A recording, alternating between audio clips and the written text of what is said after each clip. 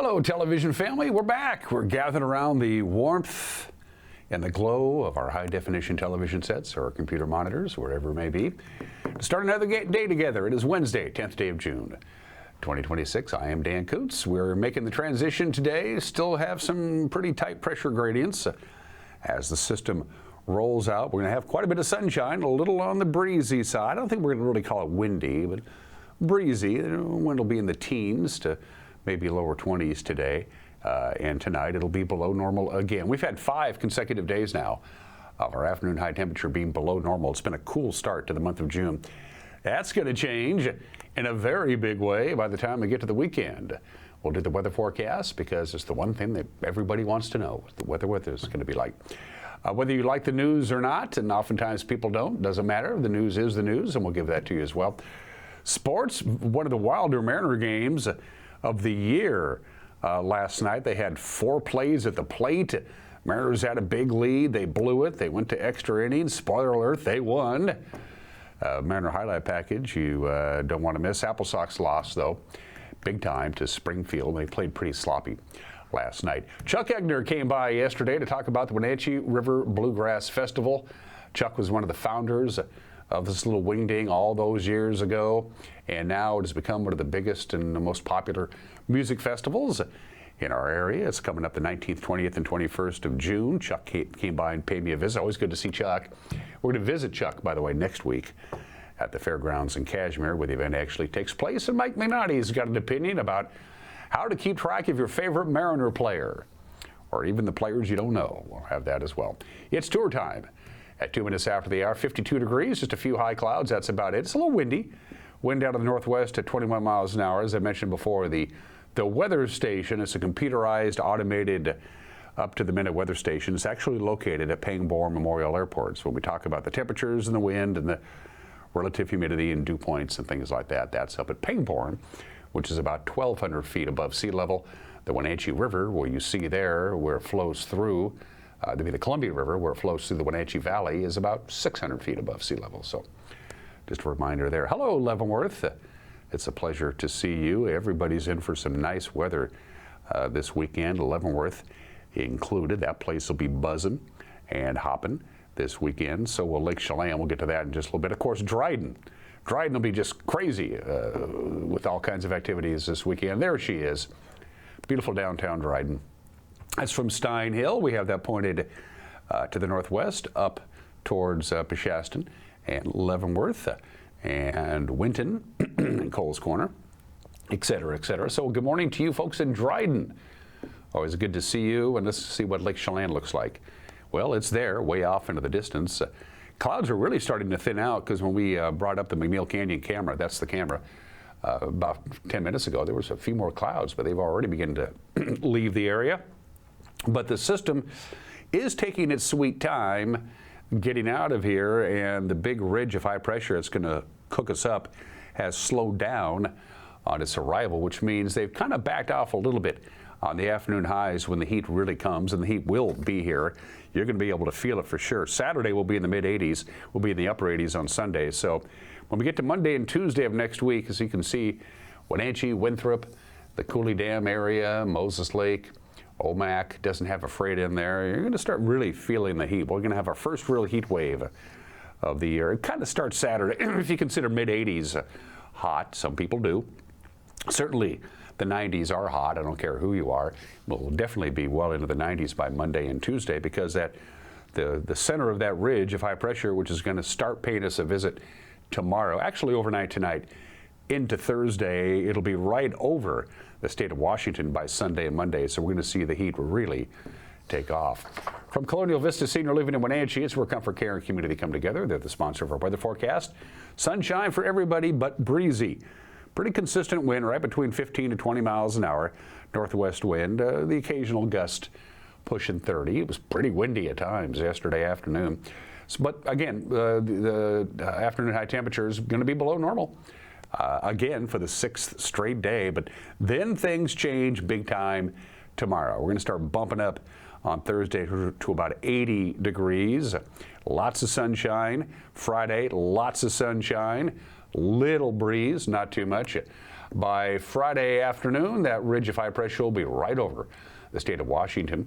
They're going to see record high temperatures in Seattle in the early part of next week. We're going to bump up to 88 on Sunday, and then Monday to lower 90s. Tuesday, right around 92, 93. Get ready for the heat, folks. It's coming.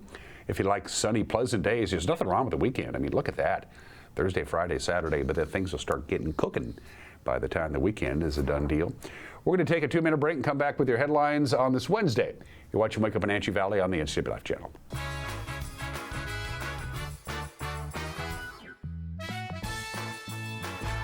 Hi, I'm Amanda Walden with A. Walden Insurance Group. Medicare can be overwhelming, but you don't have to figure it out alone. I've been helping people understand their Medicare options for over a decade. Medicare isn't a one-size-fits-all. I'll help you understand your coverage options so you can feel confident in your decisions. Let's find the right Medicare plan for you.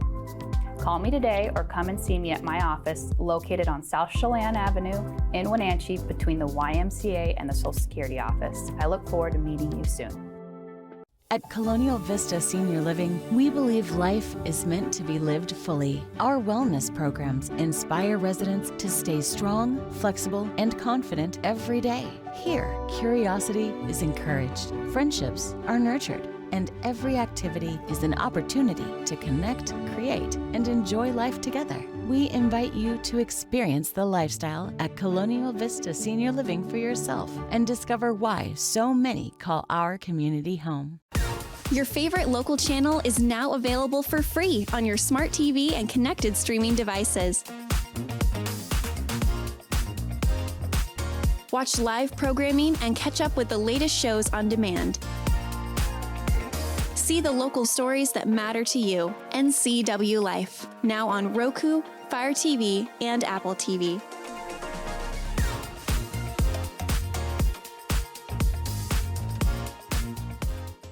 Chelan PUD works hard year-round to reduce fire risk and provide dependable service for our customers. But when extreme fire weather is forecasted, we may resort to a public safety power shutoff, turning off power to a specific area in order to prevent fire. In this rare event, we'll keep you informed before, during, and after the shutoff. To stay prepared and check if you're in a PSPS zone, visit chelanpud.org/PSPS.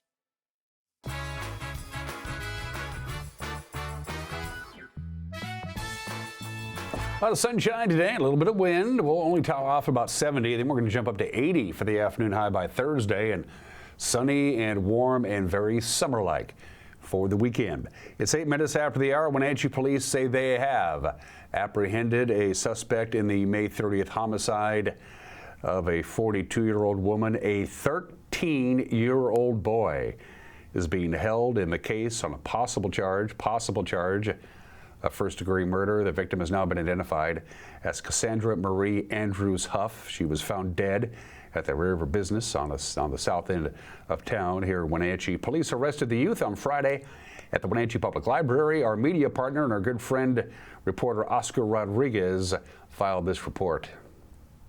Wenatchee PD tell us they made the arrest on Friday after identifying the suspect using video footage from around the murder scene. A police affidavit filed in Chelan County Court alleges the 42-year-old woman suffered from multiple stab wounds. The Wenatchee PD says it closed in on the teenage suspect at the public library after one officer spotted him walking in the area of Orondo and Washington Street. He's now being held in the Chelan County Juvenile Center with police seeking a charge of first-degree murder. His bond is set at $1 million. The Chelan County Prosecutor's Office tells me they have not yet made a decision on whether to charge the juvenile suspect as an adult. For more detailed information on this case, visit WenatcheeWorld.com or read Wednesday's paper. I'm Oscar Rodriguez reporting with Wenatchee World. The remains of a Tacoma woman missing for nearly 40 years has been located in the Okanagan-Wenatchee National Forest near Silver Falls. Patricia Louise Collier was 37 years old when she was last seen in Tacoma. That was in July of 1986. The Chelan County Sheriff's Office says back in May of last year, they were called to investigate skeletal remains discovered near milepost 27 on the Antioch River Road between the Silver Falls Trailhead and the Antioch Snow Park. Sheriff's detectives and the Washington State Patrol Crime Lab processed the scene, and they found a partial human skull. Coroner Earl Crow says his office sent the cranium to the Washington State Forensic Anthropologist's Office, which declared it a DNA match for Collier. They did that based on genetic samples submitted by a relative. Crowe says the scarcity of the remains makes it impossible to determine the actual cause of death. The Tacoma Police Department is investigating, so anybody with any information is asked to contact that agency at the number that you see on your screen. In Grant County, where crews have battled multiple brush fires since the month began, the fire marshal's office says too many of them are human-caused. They say that there have now been 50 wildfires in Grant County since the burn ban went into effect a little over a week ago, and it's now handed out a total of 8 citations for reckless burning just this month so far. That includes ticketing a man who started this fire on Road C and Road 11 Northeast. It was caused by working a metal grinder in dry conditions. That was the second fire started by his equipment on the very same day. He's charged with second-degree reckless burning. That can carry a $5,000 fine or up to a year in jail. Allegations of sexual abuse and neglect at an adult family home outside of Leavenworth has resulted in an $8,000 fine from the state. Tierra Learning Center and its residential home for developmentally disabled adults, Coyote House, were notified of the penalty at the end of May. The Washington Department of Social and Health Services says 3 residents suffered instances of sexual abuse at the hands of another resident. Those cases went unreported to police or social services. That was until the Chelan County Sheriff's Office was informed in January. The Coyote House manager was arrested in April on suspicion of criminal mistreatment and failure to report abuse. That person has not been criminally charged. Mishi White, the Tierra Center's executive director, was placed on administrative leave and then later fired over the matter. Coyote House retains its state license, but it may not take in new clients until it meets multiple conditions, including specialized training for staff and managers. The Chelan Douglas Land Trust is asking the community to help shape its future. The conservation nonprofit has launched a survey to gather public input as it begins to shape its next strategic plan. The survey is expected to take about 10 to 15 minutes. It's a mix of written and multiple choice questions. The survey also asks participants to rank several areas of potential strategic focus, like conserving agriculture lands, expanding climate resilience efforts, and protecting public access lands. The survey is available on the Land Trust's website until the last day of this month, and the nonprofit's board has a goal to adopt a final plan by the end of this year. And this sounds pretty cool. The Lake Chelan Chamber of Commerce is bringing a drone show to commemorate this country's 250th birthday. Chelan will host the first ever Lights Over the Lake drone light show on Sunday, July 5th. The Chamber says the production will include hundreds of synchronized drones performing a show inspired by the Chelan Valley's landscapes, agriculture, and history. The Chamber is also looking for sponsors for the event. Opportunities begin at $1,000 during what the Chamber calls its busiest tourism weekend of the summer. More information on the event and sponsorships, you can find it by going to the Chamber of Commerce's website up there at Lake Chelan. And you are in the loop on this Wednesday. The crew will be back out again in the newsroom, gathering the news, disseminating the news, deciding what is news. It's probably the most important thing. And then at 5 o'clock tonight, it'll be your first chance to watch the NCW Life Evening News, and then it'll be on at 5:30 and 6 and forever and ever and ever, because it's available on YouTube. You can actually watch a newscast from last year if you want. Of course, it wouldn't be news, it would be olds, wouldn't it? In any event, if you're on Roku, we have that. If you got Apple TV Plus, we're on that. If you got the Amazon Fire Stick-a-Jigger, we're on that. We got Facebook, we got X, we got Instagram. We have a break room that's very nice. But the commissary is closed. The chef has the day off. We're going to take a break and come back with the news, with the sports news in 2 minutes. You're watching Wake Up Wenatchee Valley, I hope, on the NCW Life channel.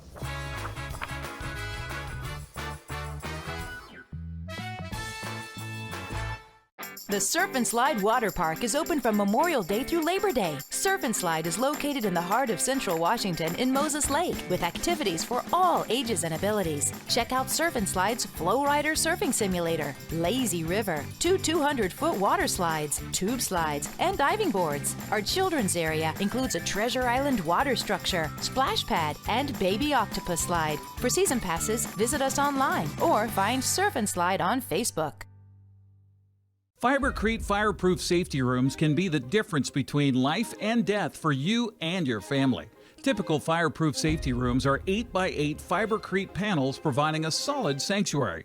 Fibercrete safety rooms can be above ground, buried underground, or built within new home construction. Best of all, a safety room by Fibercrete is very affordable. Call 360-770-2088. You owe it to your family to find out more about Fibercrete safety rooms. Are you dealing with a pest or weed issue and you just don't know what to do? We use the best pest control methods approved for areas with kids and pets. Whether it's rats, mice, ants, or spiders, or something else altogether, we provide the coaching and solutions you're looking for.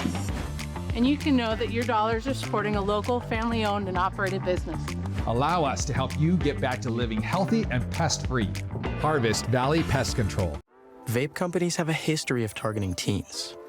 Now, they've been caught red-handed marketing to minors in Washington state and forced to pay millions in a major lawsuit. When it comes to your health, choose what matters. Choose you. Nicotine in vapes can increase feelings of anxiety and depression. Though quitting isn't always easy, it's a great way to care for your mental health. When you're ready to take control of your well-being, choose the Tomorrow Health app. It's free for Washington teens and proven to work.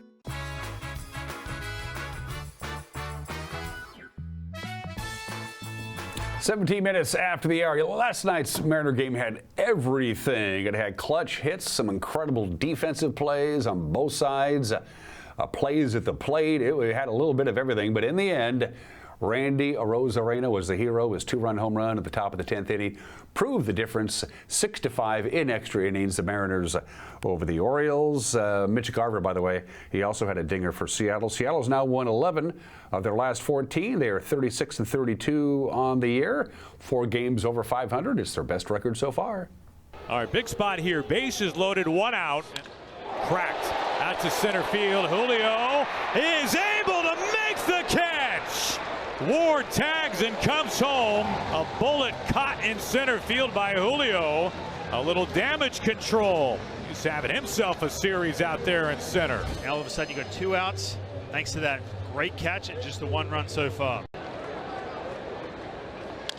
Ground ball. Young coming home with the throw. Tag out at home. They're going to challenge this, but nice play, good throw, good release. Oh, good on Cole Young tonight, making just his 2nd start at short in the big leagues. Of course, played there for a long time in the minors. He was drafted as a shortstop, but he played that perfectly. So very interesting. The call is confirmed, so they saw enough evidence to say, yes, he is out. High fly, deep left field, flying back and gone! It's a 3-run bomb from Mitch Garver, and the Mariners take the lead. They cash it in the 4th inning. Goldie, you got that feeling at some point with all that hard contact we've seen, especially with 2 strikes, at some point they're going to cash in. Mitt gets something up in the strike zone, drives this ball into left field. A lot of usage the last couple of days. Soft fly ball hanging up. Julio full steam ahead. Julio slides and he makes another spectacular catch. He is putting on a show in Baltimore. Man, this is such a nice catch. Again, we talked about the one a couple innings ago. Timed that perfectly. I thought he was dropping under this a little early, but able to stay with it from the game. He's still pitching, obviously. Line left field, base hit. Robles is being waved home. Kowser's throw is to the plate and not in time. Robles scores and a big run across for the Mariners. 4-1 in the 7th. Whoa, that was happy. Spiked a slider, and that brings in Mayo to make it 4. Tough at bat to begin things in Taylor Ward. On the ground, Young is able to get there, pops up onto first, and he just took a hit away. Cole Young flashing the leather. Tonight's been all over the place, some big plays. Nothing bigger than that right there at the top of the lineup. Taylor Ward getting that first big out late in this game. You could see how much more comfortable Robbie Mayo is against left-handed pitching. I mean, this guy's got some gas. That ball's got some gas. Kobe Mayo to left field makes it a one-run game. A tank out to the birdbath. Extra mustard from Mayo. And the Orioles will bring the tying run to the plate with one out. Well, gentlemen, boys and girls, that is the way you hit a high heater. Masayo softly hit up the first base line. Ferrer goes home. A terrible decision. He had the second out at first. He had no chance at the plate, and he went home as Jackson scored way ahead of the throw to tie it. Winning run to third and only one out. Ground ball, Wisdom throws home, and they get the force at home plate. The game continues. Henderson frustrated. O'Neill is out. Surprised he didn't make Ferrer work a little bit. You're already at the high stress mark where you're 30 pitches plus in, and you got to make all the pressure out there is on the mound.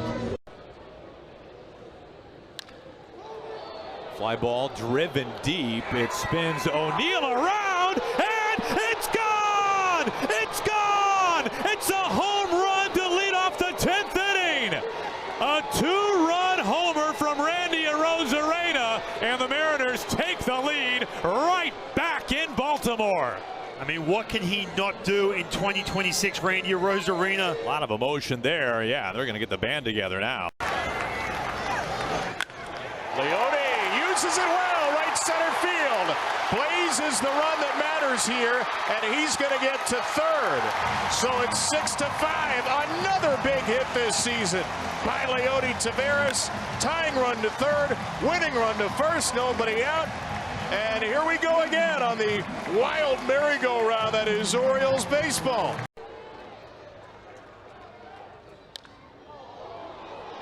Naylor going back. Bliss. He's got a tough angle. He lays out and he makes the catch. Ryan Bliss, Superman in short right field.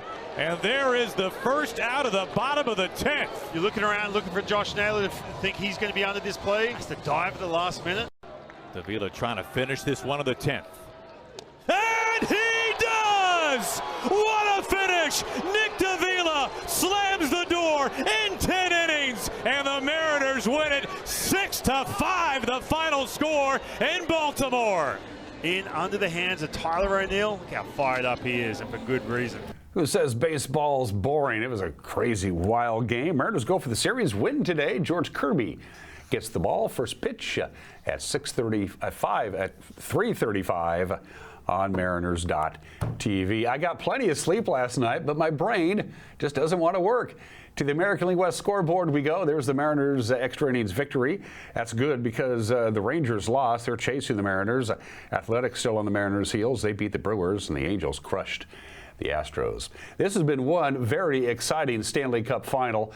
A one-goal victory in Game 1, then overtime, then double overtime. Last night was no exception for the first game. It actually was decided by 2 goals, and Carolina has now tied the series at 2 games apiece by beating Vegas in Vegas 5-3. The series will resume tomorrow in Raleigh, North Carolina. NBA Finals return, Game 4 at the world's most famous arena. Of course, San Antonio ended the Knicks' 13-game winning streak on Monday. They will see if they can tie that series tonight.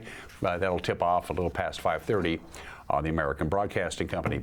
Apple Sox played very sloppy ball last night. They committed 6 errors. Springfield rolled out to a 6-0 lead very early on. Apple Sox tried to make a game of it, but that's a pretty big deficit.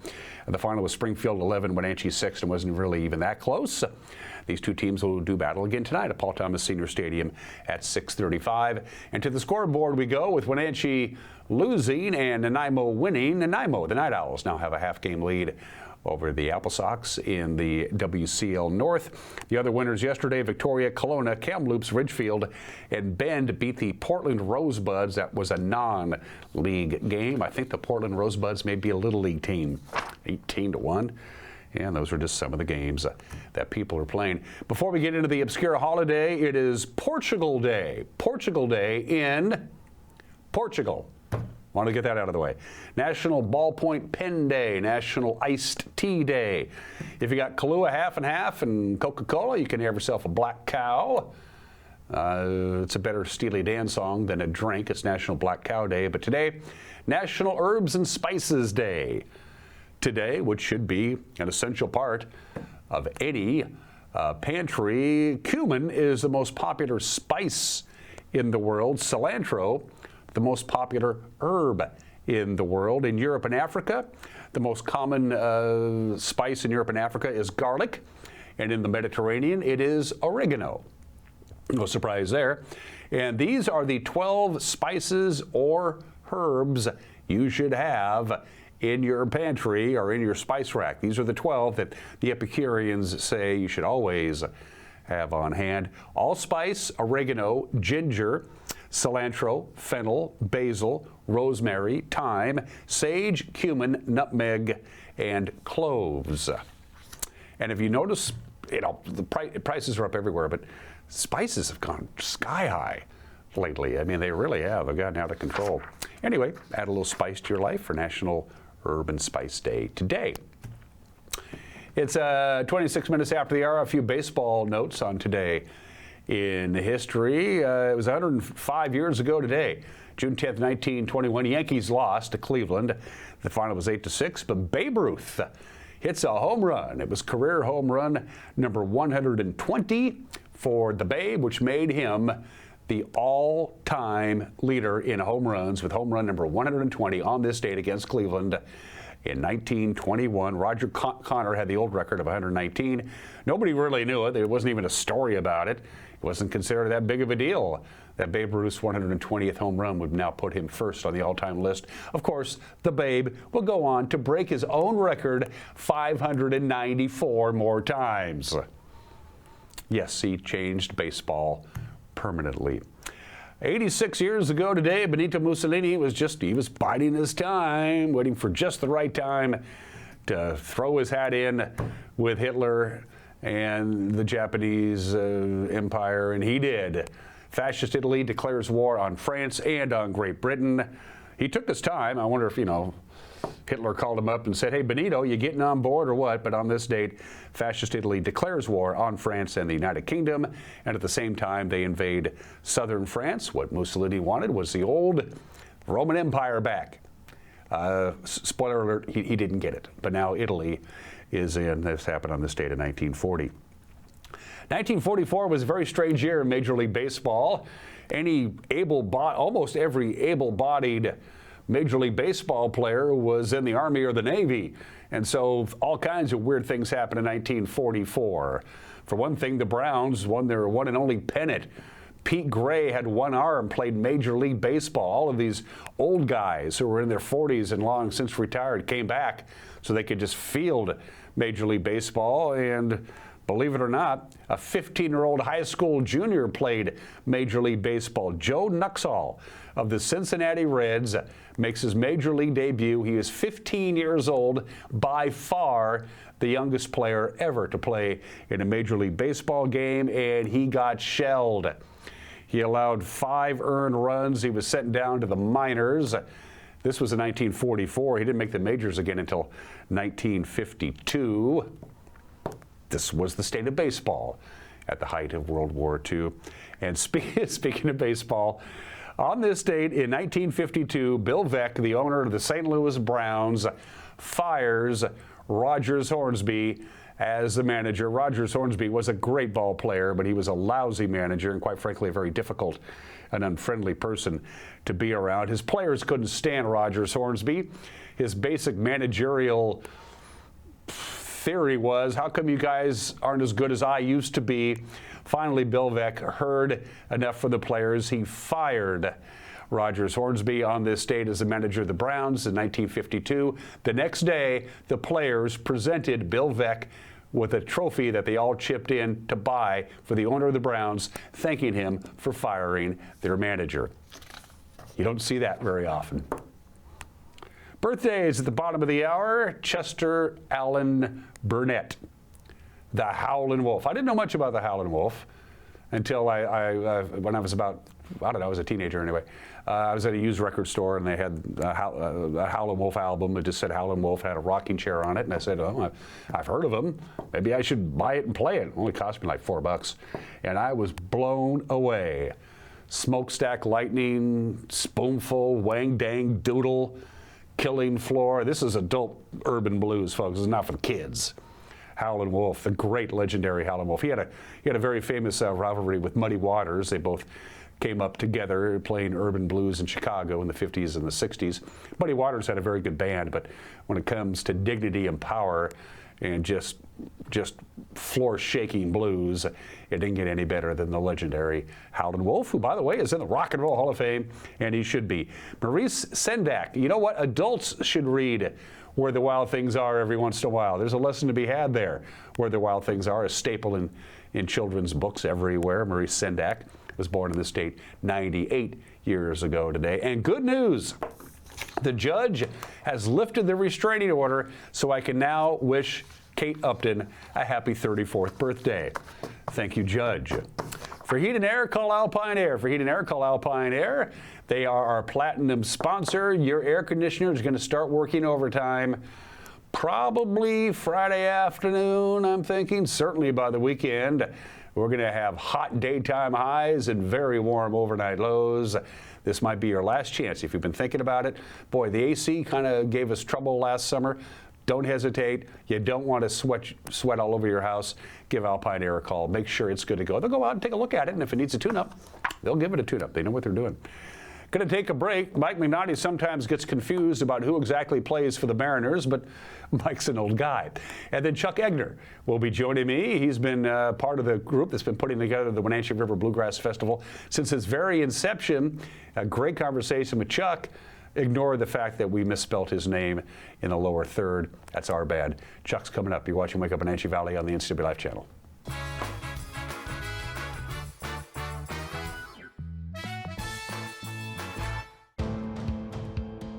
NCW Life Channel is your local TV station.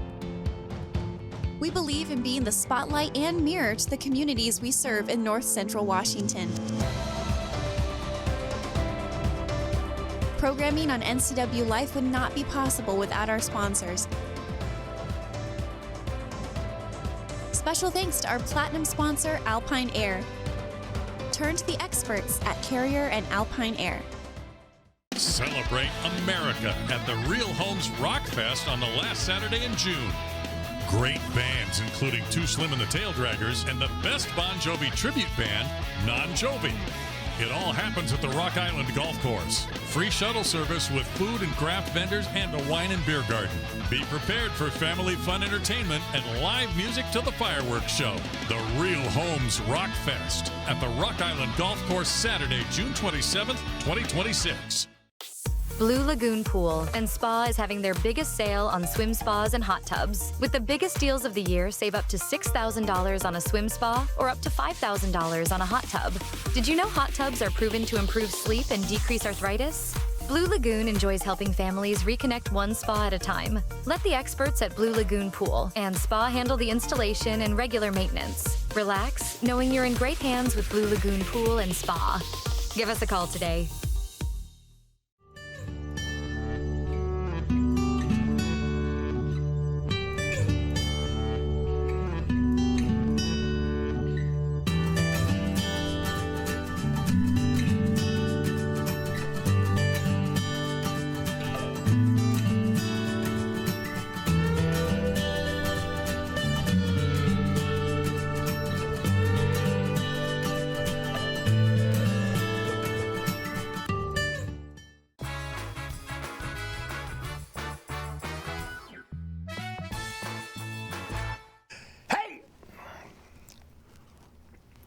This is Mike Mad Dog McNaughty, and everybody is entitled to my opinion. Now, my sweet wife Rosie and I were recently listening to a Mariners game on the radio.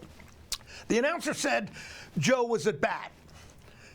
And my dear wife said, Joe? Who's Joe? Who is Joe? I've never heard of him. I said, well, he's a Mariner player, honey. And my dark beauty snapped, I know he's a Mariner, but who is he? Well, what possibly could I say to her? I never heard of the guy either. Well, how am I supposed to know who Joe was? Well, we did find out later that Connor Joe, 5'11", 205-pounder, was originally selected in the 39th overall draft in the 214th Major League Baseball first player draft. He has played with San Francisco, Colorado, Pittsburgh, Cincinnati, San Diego, and with the Reds and the Padres in the 2025 season. Now he's a Mariner. That's who Joe is. Okay, got that figured out. This is Mike Mad Dog Magnotti, and that's my opinion.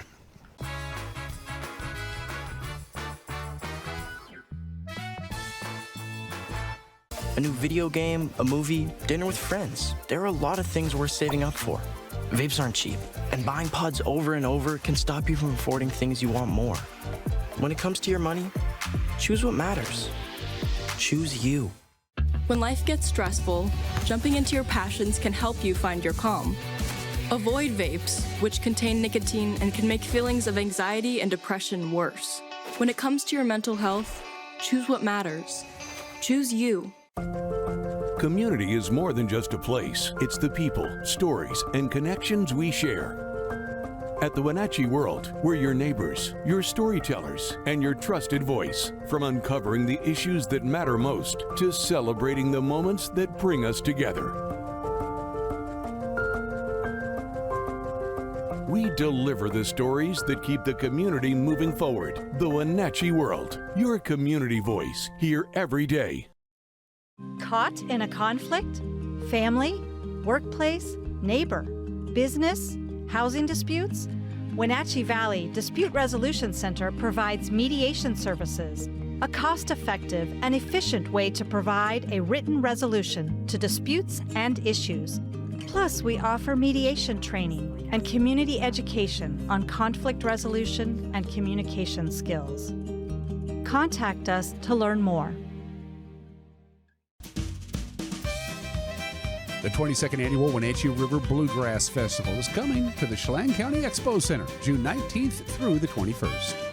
This year has 4 national touring bands: Appalachian Roadshow, Southern Legacy, the Rick Ferris Band, and Vicky Vaughn. Enjoy the slow jam and the return of Taylor's Camp. All the details can be found at WenatcheeRiverBluegrassFestival.com.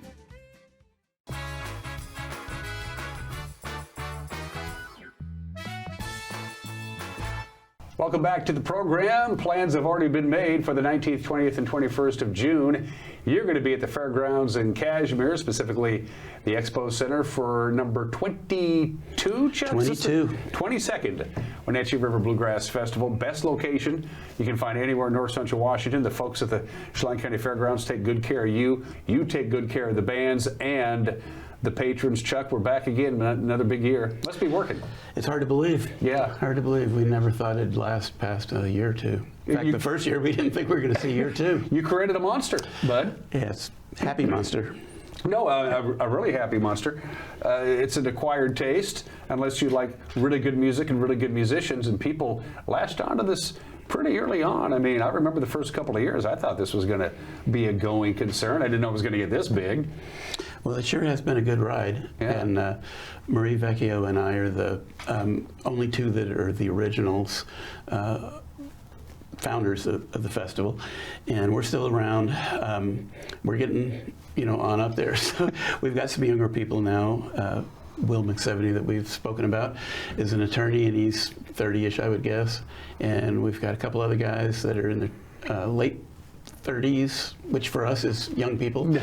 So yeah, it's been a good ride. And Marie has just an incredible attitude. Oh, she's yeah. just she greets you when you get there. You see her when you first check in, and she's all full of just energy and fun. And she's got to deal with all camping and people that can't camp where they want to camp, and she's dealing with all of that. And still, if you walk up to her, it's all good. Yeah. So we mentioned this before.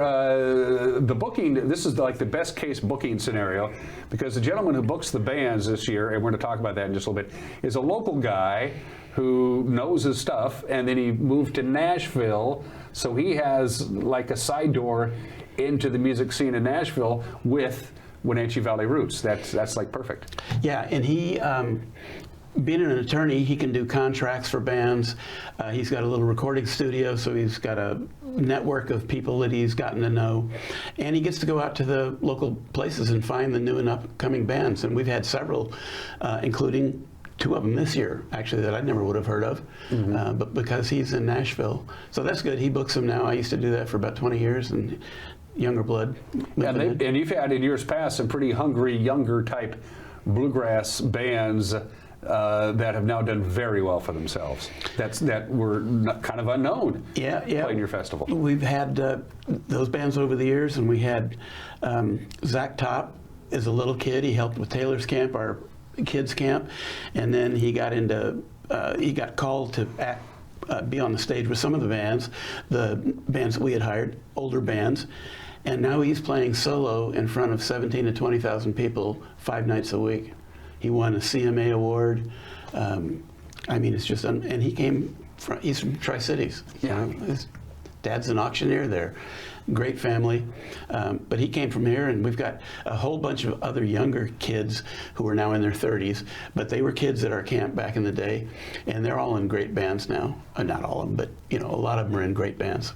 And some of them are returning. We're to throw out some of the band names and go, have they been here before? And the answer is yes. They have been here before, specifically the headliner Appalachian Roadshow. This is their 3rd appearance? 3rd appearance. They were here 2 years ago, and then 2 years prior to that. People seem to like them, and they seem to like us. So. Well, the most important thing, especially for the bluegrass community, Chuck, is that they came back. Yeah. I mean, it's always that first one. And did you have a good experience?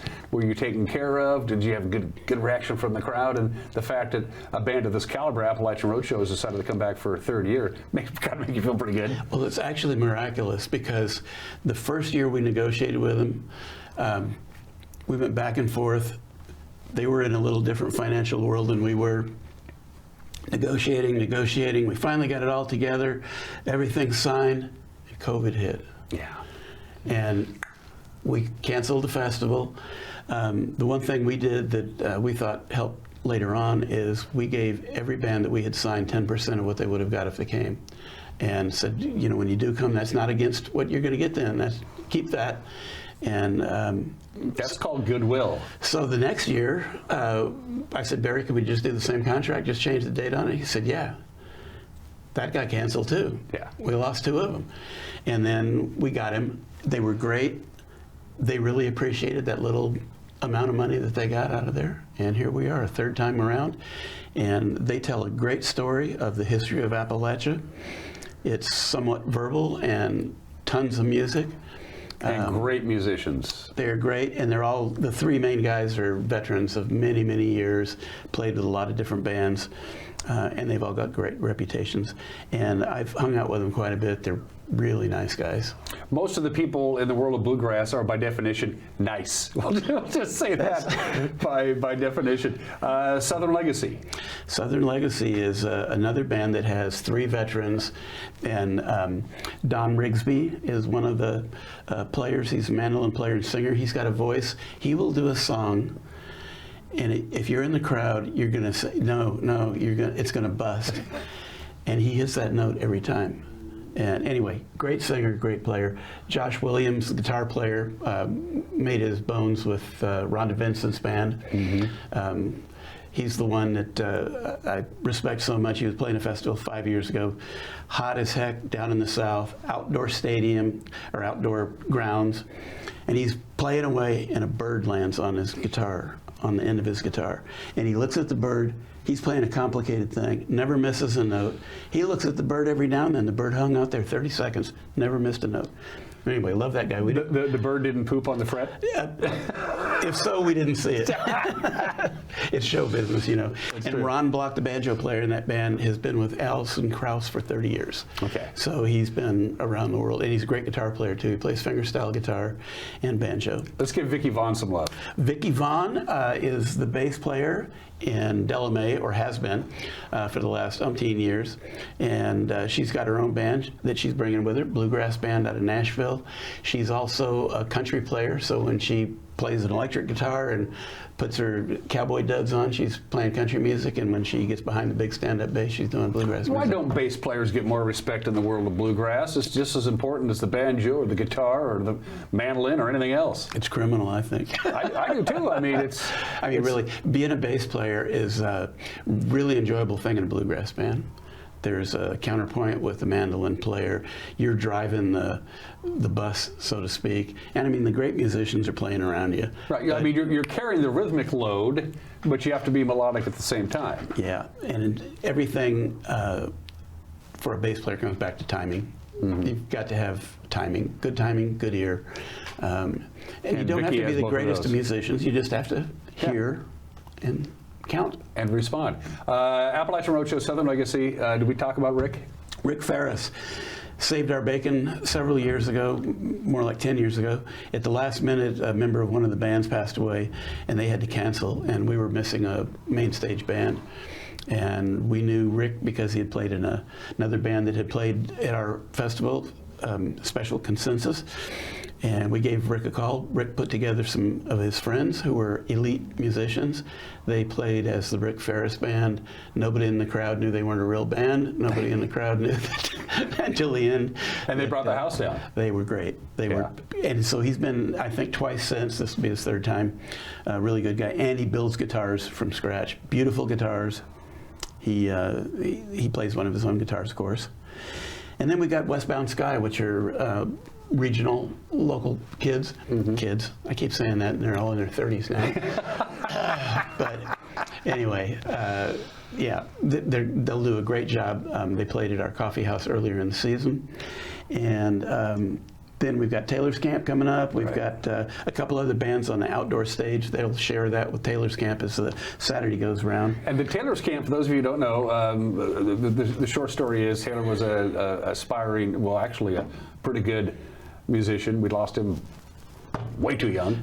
Yep. And part of these bands, and all these bands are coming, they're experts in their individual instruments, and they'll sit down with the kids and try and get the next generation to pick up a banjo or a guitar and learn the trade. Yeah. That's basically it, but you know more about it than I do, Chuck. That's why you're here. Yeah, well, it's more than that. These kids, they're going to try to play a guitar, try to play a fiddle. The little ones, obviously, you know, it's a little painful. But we've got kids that have been in this camp for 10 years, and they've grown up into their teen years, and now they're still hanging out with the same kids that when they're 4 years old. And most of them can really play by the time they're 13 or 14. And by the time they're 16 or 17, they're the instructors for the next group. It's all about persistence. You just got to keep going at it and going at it and going at it, and pretty soon, and one day you'll have an epiphany like, I got this, or I can play these 4 chords in the order I want to play them in, and before you know it, once that door's open, you're good to go. Well, Jake Monroe and his wife and their friends run Taylor's Camp now for us, and Jake started as a kid at Taylor's Camp. Mm-hmm. His mother is a school teacher here in town, and great family. But yeah, Taylor's Camp, we're excited about it. We always are. And Taylor's Camp, they do a concert on the outdoor stage in the afternoon, little 20-minute thing, but they all get up on stage. And then on Saturday night, they have a 7:30, I believe it is, slot, and they get to play on the main stage in front of 1,000 people. And by the way, this needs to be for those of you who are like into live music. Top Flight sound people will be there. Top Flight public address, amplifiers, things like that. So that indoor stage. Indoor stage. So it's going to sound really good, and that's important to me, and it's important to a lot of people who attend these things. Yeah, we've got a really ideal situation in that building because in the early days, it didn't have air conditioning or heat, and occasionally it'd be colder than, you know what, and other times it'd be hot. Right? Unbearably hot. Yeah, exactly. And now we've got an AC system. We've got a beautiful green room in the back that the bands hang out in. It's a really nice thing for the bands, and I've mentioned this before, but I'll mention it again. The bands all tell me universally that they love playing at our festival, among other reasons, because people listen. In the Southeast, there's so many festivals. They're all outdoors, or virtually all outdoors, and it's where people get together in their lawn chairs and they shoot the breeze and they talk and whatever, and the bands are up there knocking their brains out. The bands are like an afterthought. Exactly. At our place, they're there to watch the bands, and the bands really appreciate that. You made one mistake on the website. I want to point this out. I don't know if you even know this or not. A flat $45 per person for the entire week. That can't be right. That's for the weekend, the entire weekend. Right. You could charge twice as much, Chuck. I mean, what's up with this?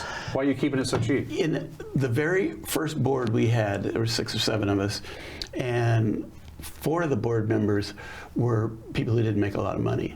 And to them it was important to keep it affordable because there were so many things. Wintergrass had priced itself out of their world, many other festivals that are around the state. And their input was keep it affordable, keep it affordable. And they're long since gone, several of them have passed away since then. But that theme of keeping it affordable has been at the forefront. We've talked about it, several years ago. We could have raised the prices dramatically, and still could, but we're not going to do it. Good for you. Can these shows sell out? Is there a finite number of tickets for either Friday night or the big night, Saturday night, where you won't be able just to show up and hope you can get in, kind of thing? It's a good question. We have never what you'd call sold out. We have had times when there was basically no place else to sit, but there's a lot of room to stand around there. Right. But usually there's open seats, and it's first come, first serve. We don't want the fire marshal showing up and shutting you guys down. The fire marshal has showed up before, but to watch the show. Yeah, Kurt's a good guy too. I should point that out. Camping, if you want the full camping hookup at the fairgrounds in Cashmere, basically right across the street from the expo center. This is the full camping. This is electricity. This is water. This is sewer. So the whole 9 yards. That's a first come, first serve. It starts Monday at noon, and by Wednesday morning, probably all 125 of the full camps will be spoken for? Yeah, it varies between Wednesday and Thursday when it fills up. But after that, we've got acres of land that's open.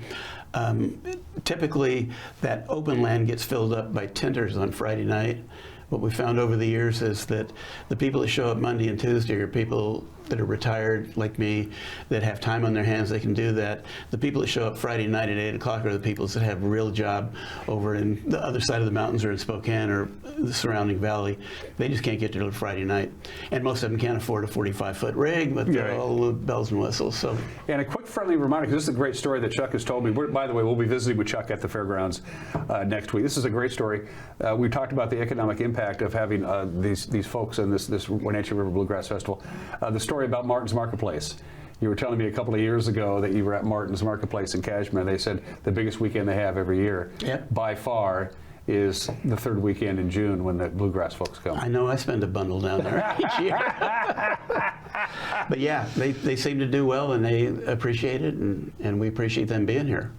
Other than that, it's a drive to Leavenworth or Wenatchee. Exactly. So here in the big city. Yep. The Wenatchee River Bluegrass Festival, again, camping starts Monday. There will be festivities. There'll be festivities Thursday night. Everybody will be gathering around. Yeah, we have a luau Thursday night where it's a wing ding. Bring your own food, or bring potluck is what I guess it is. And I'll be making a contribution to that, and possibly some ribs. Cool. You never know. The last few years it's worked out that way. Go to the website, Wenatchee River Bluegrass Festival.com. I'll say that again, Wenatchee River Bluegrass Festival.com. Everything you need is there. Buy your tickets in advance. Don't forget the camping is first come, first serve. You can't reserve that.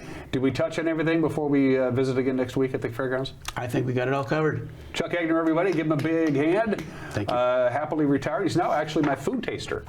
So whenever I go out to a restaurant, I bring Chuck along to make sure I'm not getting poisoned. It's good to see you, Chuck, and I'll see you next week. All right. Always a pleasure, my friend. Chuck Egner, everybody, give him a big hand. We don't have a studio audience. You're watching Wake Up Wenatchee Valley. We'll be right back.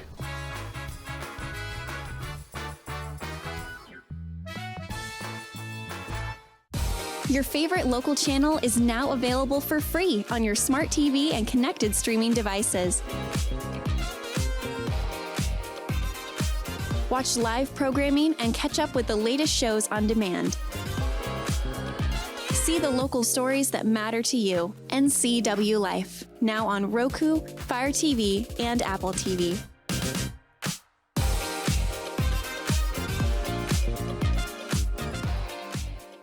The Between juggling groceries, preparing meals, and lending a helping hand, you're a hero without a cape. But who's there to support you? Aging and Adult Care honors caregivers like you, the relatives, friends, and neighbors, helping loved ones remain safely at home. Aging and Adult Care offers chore services, respite, personal care, and more. Serving Chelan, Douglas, Grant, Lincoln, Adams, and Okanagan counties, call Aging and Adult Care at 1-800-572-4459 for caregiver support.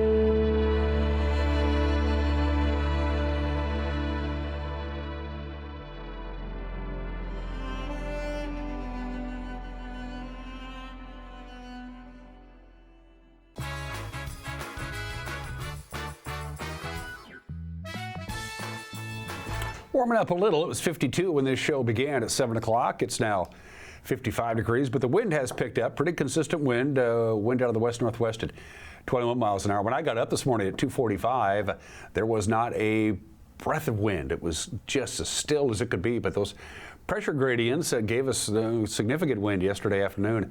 And last night is still hanging around. It's kind of slow to work its way out of here. And the high pressure ridge that's eventually going to work its way into the Wenatchee Valley over the next 48 hours is taking its sweet time getting here. But when it gets here, we're going to start cooking their first real heat wave of the year, so to speak. We got some time. We got those PTZ cameras. Let's fire them up and see what we got. I really don't know. Malcolm and I didn't talk about what he's going to do the second time around, so we'll find out together. I am going to go out on a limb and say that's the Wenatchee Valley from the Wenatchee Heights camera. Is that correct, Malcolm? Yes, that is confirmed.